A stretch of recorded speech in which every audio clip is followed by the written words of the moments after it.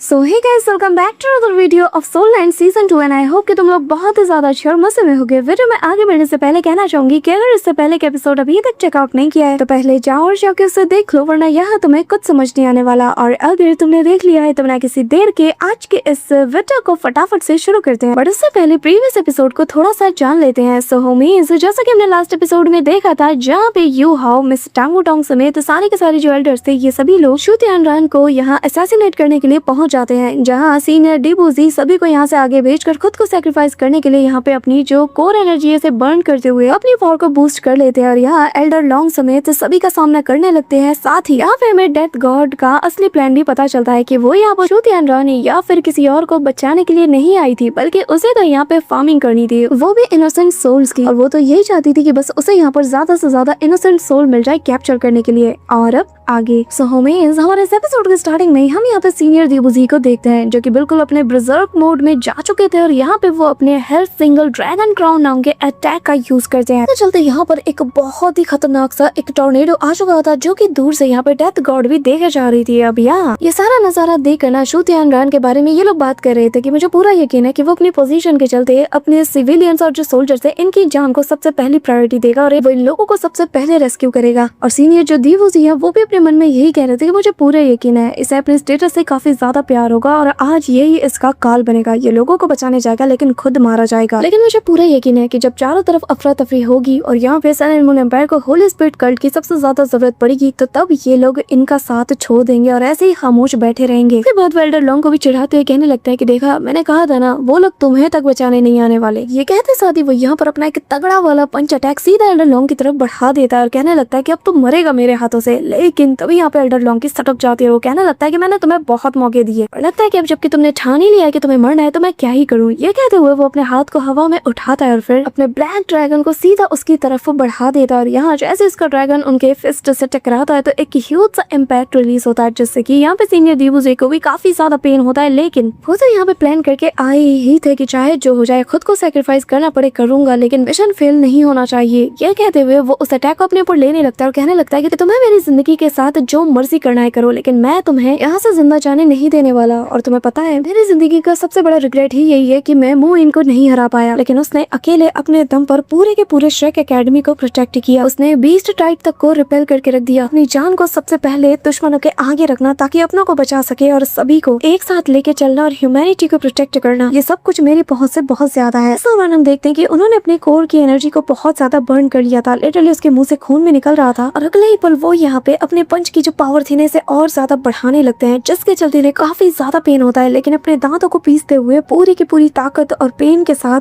Senior डीबूजी इस battle में अपना सब कुछ झोंक देते हैं, जिसके चलते यहाँ हम देखते हैं कि एक मैसिव से एक्सप्लोजन के साथ इनकी बॉडी पहले से और ज्यादा मैसिव बन जाती है। और जैसे जैसे इसकी बॉडी एक्सपेंड होती जाती है यहाँ पे हम देखते हैं कि जो लॉन्ग है इन्हें तो अपनी आंखों पे यकीन नहीं होता कि उसकी जो नफरत है वो इस हद तक बढ़ चुकी है कि खुद को भी वो सैक्रिफाइस करने लगा है। सीनियर डीबूजी बस एक ही बात कह रहे थे कि अगर मैं अपने साथ आज यहाँ पे शू तियानरान को ले जा पाता हूँ ना तो फिर डालो कॉन्टिनेंट में जितने भी एल्डर्स हैं और जितने भी मेरे साथी हैं और जो मेरे लोग हैं वो लोग सुकून की नींद सो पाएंगे और जो लोग मारे जा चुके हैं उनको भी शांति मिल जाएगी और मैं बिना किसी रिग्रेट के आराम से मर सकता हूँ। यहाँ पे उसकी ये बात सुनकर ना शू तियानरान को काफी ज्यादा गुस्सा आ जाता है। वो कहने लगता है कि तुम्हें शायद पता नहीं कि मैं कौन हूँ, मुझे हेवेंस के द्वारा चुना गया है, मुझे थ्रोन की इनहेरिटेंस मिली है और मैं अपने लोगों, अपने सन एंड मून एम्पायर के लोगों को हर हाल में प्रोटेक्ट करूंगा। तभी यहाँ पे हम देखते हैं कि सीनियर डीबूजी अपनी जायंट सी मैसिव बॉडी को यहाँ पे डिस्ट्रक्ट करने ही वाला था और धीरे धीरे इसकी बॉडी और ज्यादा मैसिव होने लगती है, जो देखकर शू तियानरान कहने लगता है कि तुम एक नंबर के डीमन हो। तुम्हारे जैसे डीमंस को ये अथॉरिटी किसने दी कि वो मेरे डिवाइन अथॉरिटी को से रूल करे? हाँ, किसने तुम्हें ये हक दिया कि तुम मुझे डिफाई करो? लेकिन सीनियर डीबूजी को इससे कोई फर्क नहीं पड़ता और तभी उनकी बॉडी से काफी सारे क्रैकिंग साउंड्स निकलने लगते हैं, ह्यूज सी रोशनी निकलती है, जिसका मतलब बस किसी भी वक्त अब ये फटने वाला है। और ये नजारा सन एंड मून एम्पायर के कोने कोने में टेलीकास्ट हो रहा था और यहाँ सबके सब उल्टे पैर भागने लगते हैं। पर भाई साहब अगले ही पल यहाँ पर एक बहुत बड़ा एक्सप्लोजन भी होता है जिससे चारों ओर तबाही मचने लगती है। इस दौरान यहाँ पे जो शू तियानरान है वो अपने आसपास के बैरियर को और ज्यादा बड़ा कर लेता है। वो अपने डिफेंसिव स्किल का यूज करते हुए वो इमीडिएटली यहाँ सारी पावर्स को गैदर करने लगता है, जो देखकर यहाँ पे मिस जूजी भी उसे आवाज देती है। चारों तरफ तबाही होने लगती है, लेकिन शू तियानरान अपनी स्वॉर्ड को निकालता है, हवा में लहराता है और यहाँ पे अपने स्पिरिट बीस्ट को वो समन कर लेता है। लेकिन यहाँ पे शू तियानरान जैसे ही सीनियर डीबूजी को सामने देखता है ना तो यहाँ उसके ड्रैगन और वो कुछ भी नहीं कर पाते और तभी सीनियर डीबूजी का फेस भी अब पूरी तरीके से क्रैक कर चुका था, मतलब बस कुछ ही पल और वो एक्सप्लोड कर जाएंगे। इसके बाद सीनियर डीबूजी अपने सारे दोस्तों को याद करते हुए कहने लगते हैं कि मेरे दोस्तों अलविदा, मैं तुम्हारा उस दूसरी दुनिया में इंतजार करूंगा और उम्मीद करता हूँ कि मेरे जाने के बाद तुम सभी लोग काफी ज्यादा खुशहाल जिंदगी जियोगे। ये कहते हुए अचानक से उनकी बॉडी फ्लोट कर ही जाती है कि तभी यहाँ पे हम देखते हैं कि जो डिफेंसिव बैरियर इन्होंने लगाया था सारे एक हो जाते हैं और अगले ही पल यहाँ पे वो डिफेंसिव बैरियर बन चुका था, जिसके चलते शू तियानरान कम्प्लीटली सेफ हो जाता है और वो पागलों की तरह हंसते हुए कहने लगता है कि जरा देखो, मैंने कहा था ना, मुझे हेवेंस ने चूज किया है, मैं ऐसे नहीं मर सकता, तुम मुझे डिफाइन नहीं कर सकते, मैं सही सलामत हूँ, मैं बच गया।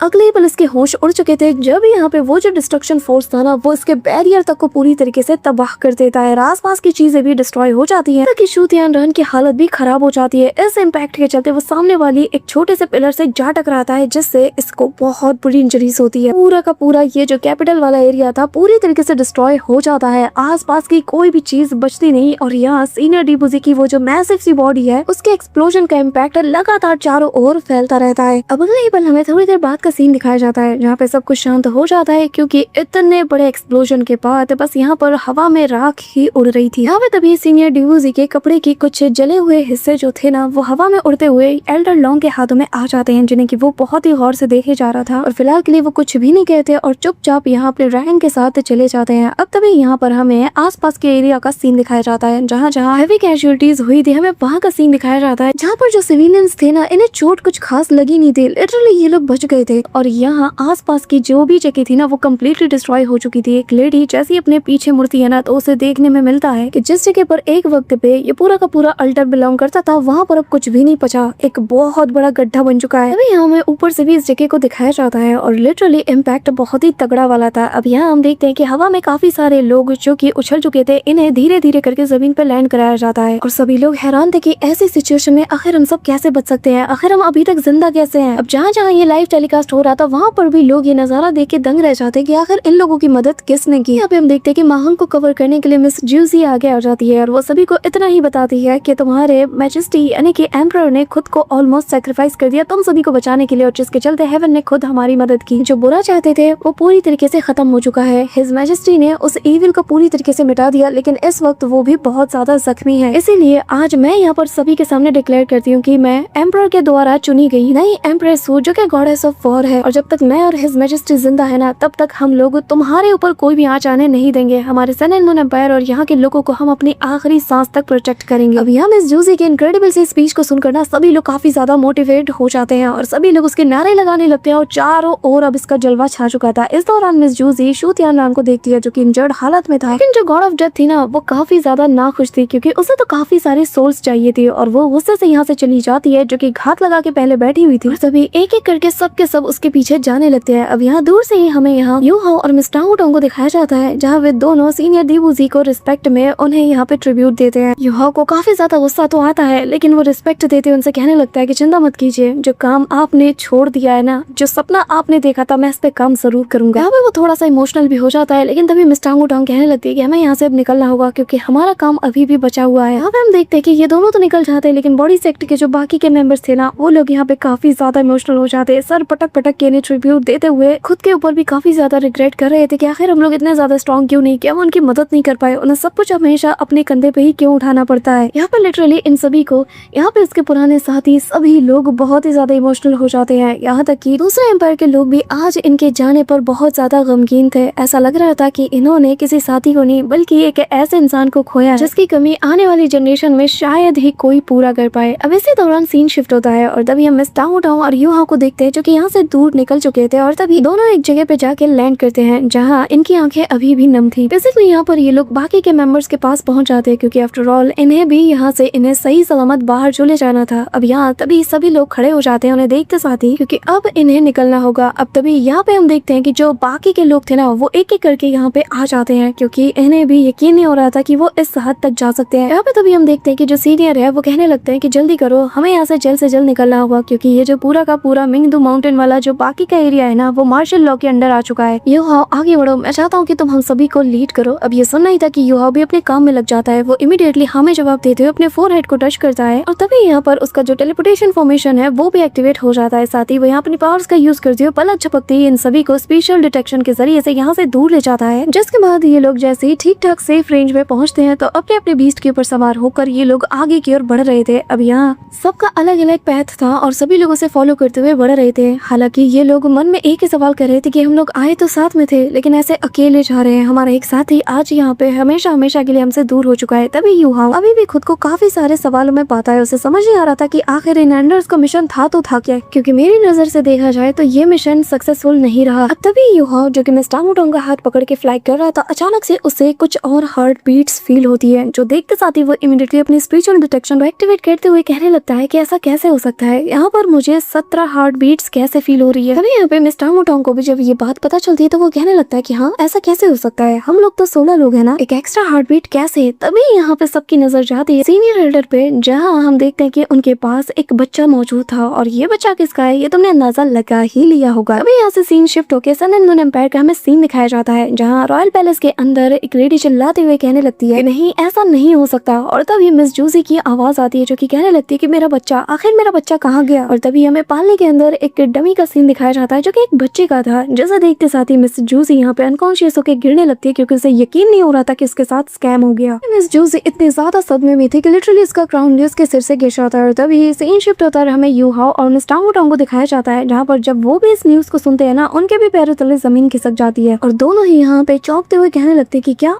आपने सन एंड मून एम्पायर के क्राउन प्रिंस को एक डमी से बदल दिया और आप इसे अपने साथ ले आए। जिसमें यहाँ पे सीनियर एल्डर बताने लगता है कि शांत हो जाओ, इसका नाम शु युनहान है और इसे तुम इसके नाम से बुलाओगे। और मुझे ऐसा करना पड़ा क्योंकि ये एम्प्रेस जूजी और शु तियानरान का इकलौता इनका अपना बेटा है। ये सुनकर तो ये दोनों हैरान थे। तभी यहाँ पे सीनियर एल्डर बताने लगता है कि हाँ तुमने सही समझा, हमारे इस मिशन के असल में 2 ऑब्जेक्ट थे। पहला, हमें शु तियानरान को कैसे भी करके असैसिनेट करना है, और जो हमारा दूसरा ऑब्जेक्ट था वो ये कि हमें उसके बेटे शु युनहान को भी वहाँ से अपने साथ लेके आना है। वैसे तो हम चाहते तो इसे वहीं पर मिटा सकते थे, लेकिन हमारे अंदर भी दिल है, हम इंसान हैं, हम उनकी तरह नहीं। अगर हमने ऐसा किया तो उनमें और हमें फर्क क्या रह जाएगा। और जब मैंने इंटरनल कियोस्क को देखा ना वहाँ सन एंड मून एम्पायर के, तो मुझे यही सही लगा कि हमें इनके जो भावी प्रिंस है इन्हें ही अपने साथ ले जाना चाहिए। जब कोई नया प्रिंस रहेगा नहीं तो इनके अंदर और ज्यादा कियोस मच जाएगा और ऐसे क्योटिक माहौल में इनका ध्यान ही नहीं जाएगा कि अपने दुश्मनों के ऊपर ये हमला कर पाए। यहाँ पे यूहाओ हैरानी के साथ उसके सामने जाता है, कहने लगता है कि आप जैसा एक टाइटल ताउलू ऐसी हरकत कैसे कर सकता है। यहाँ पे ये सुनते साथ ही जो सीनियर एल्डर थे इनकी सटक जाती है और वो गुस्से के साथ कहने लगता है कि आखिर तुम क्या बोल रहे हो, क्या तुम अपनी हद पार कर रहे हो। तभी यहाँ पे मिस टांगुटोंग बीच में आ जाती है और यूहाओ से कहने लगती है कि हम लोग अभी भी सन एंड मून एम्पायर के बॉर्डर्स में हैं और ऐसी सिचुएशन में ये सब कुछ डिस्कस करना ये बहुत ही ज्यादा गलत है और रिस्की है। एक बार हम सही सलामत पहुंच जाएं उसके बाद हम इन सब पे बात कर सकते हैं। यहाँ पे मिस टांगुटोंग नहीं चाहती थी कि यहाँ इनके बीच माहौल बिगड़ जाए और खतरा इनके ऊपर टलाए, तो वो यहाँ यूहाओ को समझाने की कोशिश करती है। और तभी सीन शिफ्ट होता है और यहाँ पे हमें सन एंड मून एम्पायर के रॉयल पैलेस का सीन दिखाया जाता है, जहाँ पे जो शु तियानरान है वो अपने बेड पे मौजूद था, बहुत ही बुरी हालत में था और यहाँ पे वो खांसते हुए सीनियर दुबुजी को ही बस कोसे जा रहा था, क्योंकि उसकी इस हालत का जिम्मेदार सिर्फ वही है। और तभी यहाँ पे अचानक से गेट खुलता है, मिस न्यूजी आ जाती है, लोग उसे रोकने की कोशिश करते हैं, लेकिन वो एक ही बात कह रही थी, हाफते खाफते की कुछ भी हो जाए मुझे इस मैजिस्ट्री से मिलना ही होगा, मुझे उन्हें बताना ही होगा। अब तभी यहाँ पे इतना सारा शोर शराबा सुनकर जो शु तियानरान है वो कहने लगता है कि सब लोग पीछे हट जाओ और हमें अकेला छोड़ दो। अब तभी सारे के सारे गार्ड चले जाते हैं और यहाँ मिस जूजी रोते हुए उसके पास आ जाती है और सीधा उसके कदमों में जा गिरती है और कहने लगती है कि प्लीज मैं आपसे रिक्वेस्ट करती हूँ, प्लीज युनहान को बचा लीजिए। यहाँ पे वो कहने लगता है कि चुप हो जाओ, मुझे इस बारे में कोई बात नहीं सुननी। अब ये सुनते साथ ही मिस जूजी इसका हाथ पकड़ लेती है और कहने लगती है कि आखिर आप ये क्या बोल रहे हो। यहाँ पे वो उसके हाथ को पकड़ के उसे जोर जोर से झंझोर के रख देती है और कहने लगती है कि वो आपका अपना बेटा है, हमारा क्राउन प्रिंस, आखिर आप ऐसा कैसे कर सकते हो, प्लीज उसकी मदद करो, चाहे जो हो जाए आपको उसे बचाना ही होगा, प्लीज उसकी मदद कीजिए। अब तभी यहाँ पे हम देखते हैं कि शु तियानरान जो कि गुस्से से लाल पीला हो रहा था, उसके सामने मिस जूजी सर झुका के उससे रोते हुए रिक्वेस्ट करती है और कहती है कि प्लीज मैं आपसे भीख मांगती हूँ, प्लीज मदद करो। यहाँ पे उसकी बातें सुनकर वो उसका हाथ अपने हाथ से हटाने लगता है और कहने लगता है कि तुम क्या चाहती हो कि जिन लोगों ने मुझे असैसिनेट करने की कोशिश की मैं उनके सामने सर झुका के उनसे गिड़गिड़ाती हूँ, उनसे रिक्वेस्ट करूँ। हाँ, मैं इस पूरी दुनिया का सुप्रीम रूलर हूँ जो कि इस पूरी दुनिया पूरे कॉन्टिनेंट के ऊपर रूल करने वाला है। तुम क्या चाहती हो कि मैं एक मामूली से बच्चे के लिए उनके सामने गिड़गिड़ाऊं? जूजी, इमोशन से काम मतलब रोना बंद करो और जरा दिमाग लगा के सोचो, क्योंकि जो 3 एम्पायर है, हेवनली सोल, दाओ स्पिरिट और स्टार लुओ, ये हमारे सबसे बड़े दुश्मन है। इन लोगों को ऑलरेडी हमने चारों ओर से कॉर्नर कर दिया है। अब इनके हाथ में हमारा बच्चा है जिसकी किस्मत ऑलरेडी उन लोगों के हाथों में कैद हो चुकी है। और उससे भी ज्यादा इम्पोर्टेंट, अगर दुबुसी के सेल्फ डिस्ट्रक्शन से मैं मारा जाता ना तो फिर वो हमारे बच्चे यानी कि क्राउन प्रिंस को ब्लैकमेल करने के लिए हमारे एम्पायर के अगेंस्ट यूज करते। लेकिन किस्मत का खेल तो देखो, मैं बिल्कुल सही सलामत हूँ, मैं सर्वाइव कर गया, जिसका मतलब अब हमें क्राउन प्रिंस की जरूरत नहीं है और अब ये लोग युनहान का फायदा नहीं उठा सकते, क्योंकि अगर मैं एक क्राउन प्रिंस पैदा कर सकता हूँ तो मैं दूसरा भी तो पैदा कर सकता हूँ ना। लेकिन उन्होंने मेरे बेटे को मुझसे दूर किया है तो मैं इनका बदला तो इससे जरूर लूंगा। मैं उन सभी को एक साथ सेक्रीफाइस के तौर पे यूज करूंगा और मेरे बेटे का मैं गलत यूज होने तो नहीं दूंगा, तो मैं इनके साथ ही उन्हें सेक्रीफाइस कर दूंगा। ये सुनते साथ ही मिस जूजी से रहा नहीं चाहता और वो चिल्लाते हुए कहती है कि नहीं, ऐसा नहीं हो सकता। सुन रही था कि यहाँ शू तियानरान उसका गला पकड़ लेता है और कहने लगता है कि क्या तुम मुझे डिफाई करने की कोशिश कर रही हो। अब तभी यहाँ पे उसका गला चुप कर जाता है और वो कहने लगती है कि माफ कर दो, मैं तुम्हें डिफाई नहीं करूंगी। जिस पर उसका गुस्सा थोड़ा शांत हो जाता है। वो कहने लगता है कि सबसे पहले लोगों को भेजो, तैनात करो और क्राउन प्रिंस के पता लगाओ, बाकी चीजें मैं बाद में देख लूंगा। अब यहाँ पे ये कहते साथ ही वो उसे जाने को कहता है, जिस पे मिस जूजी समझ आती है कि उसने कितनी बड़ी गलती की है इस इंसान को चूज करके, और वो धीमी आवाज में उससे कहने लगती है कि मैं आपकी बात समझ गई और मैं सब कुछ हैंडल कर लूंगी। ये कहते हुए वो उल्टे पैर यहाँ से वापस चली जाती है, लेकिन उसकी आंखों में इसके लिए साफ नफरत देखी जा सकती थी, क्योंकि जिस इंसान का दिल उसके अपने बेटे के लिए नहीं पिघल रहा तो आखिर उस इंसान से वो क्या उम्मीद कर सकती है, वो किसका सगा हो सकता है। अब तभी हमें बरसाती रात का सीन दिखाया जाता है जहाँ काफी तेज बारिश हो रही थी और मिस जूजी यहाँ पे कहने लगती है कि क्या हम वापस इस टेक्निक का यूज नहीं कर सकते, जिसमें उसे बताया जाता है कि अगर एक पतले से बाल के जरिए से हम किसी लाइफ फोर्स को क्रिएट करने की कोशिश करेंगे ना, तो ये हमारा जो अल्टीमेट टैबू है इस कॉन्टिनेंट के लॉ का, उसको वायलेट करने जैसा है। और भला आखिर तुम ऐसा कैसे कर सकती हो? ये तो बिल्कुल ऐसा है जैसे कि एम्परर को तुम धोखा दे रही हो, और अगर तुम इसमें कामयाब हो भी जाती हो तो एक बात बताओ, क्या तुम हमेशा के लिए इस बात को छुपा सकती हो? जो से अपनी मुट्ठी का टाइट करते हुए कहने लगती है कि हमारी किस्मत ऑलरेडी एक दूसरे से मिल चुकी है और अब वापस लौटने का तो सवाल ही पैदा नहीं होता, और चाहे जो हो जाए मैं यूनहान को हर हाल में ढूंढ के रहूंगी, और अगर ऐसा नहीं हुआ ना तो मैं पूरे के पूरे कॉन्टिनेंट को उसके साथ जला के राख कर दूंगी। अगर मुझे मेरा बच्चा नहीं मिला तो कोई भी जिंदा नहीं रह सकता। अब तभी सीन शिफ्ट होता है और हम यहाँ पे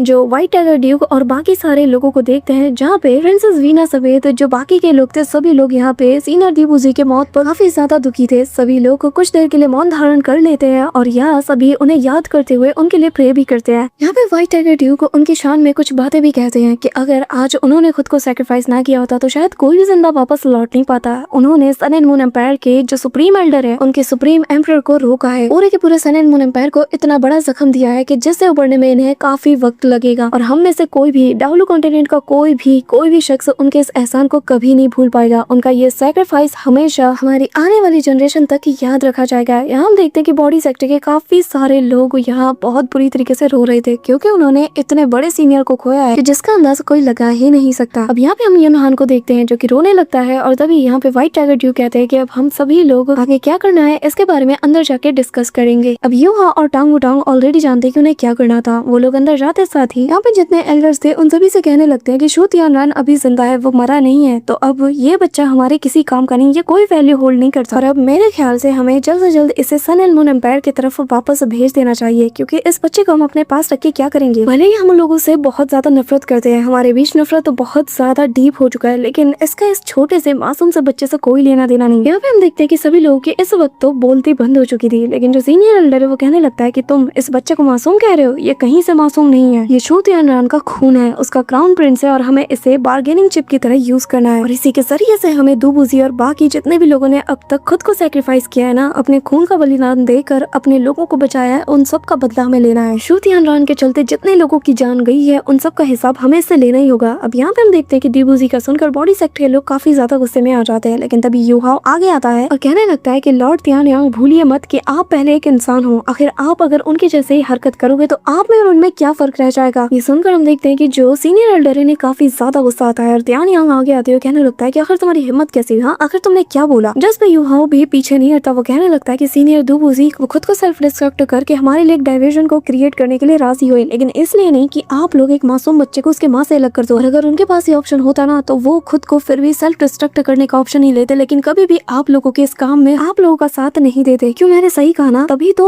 इस मिशन के बारे में सिर्फ आप लोगों को पता था। अब यहाँ पे हम देखते हैं कि सभी के दिल में कहीं ना कहीं दो टाइप की राय बनने लगती है। अब यहाँ हम देखते हैं कि जो सीनियर एल्डर है वो इमीडिएटली गुस्सा करते हुए कहने लगते हैं कि तुम होते कौन हो मुझे लेक्चर देने वाले। हाँ, ये सुनकर तो यूहाओ को भी गुस्सा आ जाता है और कहने लगता है कि ठीक है, फिर आप सब भी अच्छे से जान ले, आपकी इस घटिया प्लान और नीच हरकत में मैं आपका साथ नहीं देने वाला। ये कहते हुए यूहाओ यहाँ से चला जाता है। अब मिस टांग वुटांग उसे जाकर थोड़ा सा शांत कराते हुए कहने लगती है कि यूहाओ चिंता मत करो, तुम जो भी करोगे मैं हमेशा तुम्हारा साथ दूंगी, और अगर इसका मतलब ये भी है कि मुझे पूरी दुनिया से दुश्मनी मोलना पड़े तो मैं वो भी करूंगी। अब ये कहते साथ ही वो उसके हाथ को होल्ड कर दिया, जो सुनकर यूहाओ भी उसके हाथ को टाइटली होल्ड करता है। अब तभी सीन शिफ्ट होता है, हमें आधी रात का सीन दिखाया जाता है जहाँ पे यूनहान की देखभाल के लिए एक नर्स को यहाँ पे रखा गया था जो कि इसकी देखभाल कर रही थी, लेकिन बीच में इसकी आंख लग जाती है, जो जिसके बाद अचानक से यहाँ पे यूहाओ और मिस टांग वुटांग आ जाते हैं। अब उन्हें देखकर साथ ही युनहान अचानक से खिलखिला के हंस उठता है। इसके बाद ये दोनों युनहान को अपने पास रखते हैं, उसे थोड़ा प्यार करते हैं और फिर ये लोग इसे वापस लौटाने के मिशन में निकल जाते हैं। लेकिन जैसे ही टेंट से बाहर आते हैं, यहाँ ऑलरेडी सीनियर लीडर मौजूद है और इन दोनों को देखकर कहने लगते हैं कि आखिर तुम दोनों खुद को ऐसी सिचुएशन में क्यों डाल रहे हो। हाँ, जिसके बाद वो आगे आता है और कहने लगता है, जिसके बाद वो थोड़ा और आगे आते हुए यूहाओ से कहता है कि अगर तुम चुपचाप युनहान को यहीं पे छोड़ देते हो ना, तो हम ऐसा प्रिटेंड करेंगे कि जैसे कुछ हुआ ही नहीं। जिसके बाद तुम चुपचाप शेक एकेडमी चले जाओ और हम तुमसे कोई सवाल जवाब भी नहीं करेंगे, ना अभी ना फ्यूचर में। यहाँ पे यूहाओ साफ कहता है कि हमें बच्चे को किसी बार्गेनिंग चिप की तरह यूज नहीं करना चाहिए और मैं इसे अपने साथ आज यहाँ से ले जा रहा हूँ और मुझे ये काम करने से कोई भी नहीं रोक सकता। यहाँ पे ये कहते साथ ही यूहाओ ने अपना डिसीजन सभी को सुना दिया था। और इसी कमाल के सीन के साथ हमारा आज का ये धुआंधार एपिसोड एंड होता है। तो गाइस, हमने हमारा एक बैकअप चैनल ओपन किया है जिसमें हम जितने भी दंगवाज है इन सभी के अपडेट्स और जो भी इम्पोर्टेंट न्यूज होती है उसके बारे में बातचीत करने वाले हैं। और प्रोबेबली दोनों कम्युनिटी के जो लेटेस्ट अपडेट्स है ना, फिर चाहे वो न्यूज हो कुछ भी हो, तुम्हें सबसे पहले उस चैनल पे देखने को मिल जाएगी। लिटरली गाइस, इससे फर्क नहीं पड़ता कि तुम कौन सी दोंगा को फॉलो करते हो। अगर तुम्हें अपडेट्स चाहिए, कुछ स्पेशल इन्फॉर्मेशन चाहिए, तो इस चैनल पे तुम्हें हर चीज मिल जाएगी। तो जाके चेकआउट जरूर कर लेना और जिसका कि लिंक तुम्हें पिन कमेंट में मिल जाएगा। So that's all for today guys. I hope कि तुम सबको आज की वीडियो काफी ज्यादा पसंद आई होगी। अगर हाँ, तो वीडियो को लाइक करना, चैनल पे नए हो तो सब्सक्राइब करना। तो मिलते हैं नेक्स्ट वीडियो में, तब तक के लिए बाय।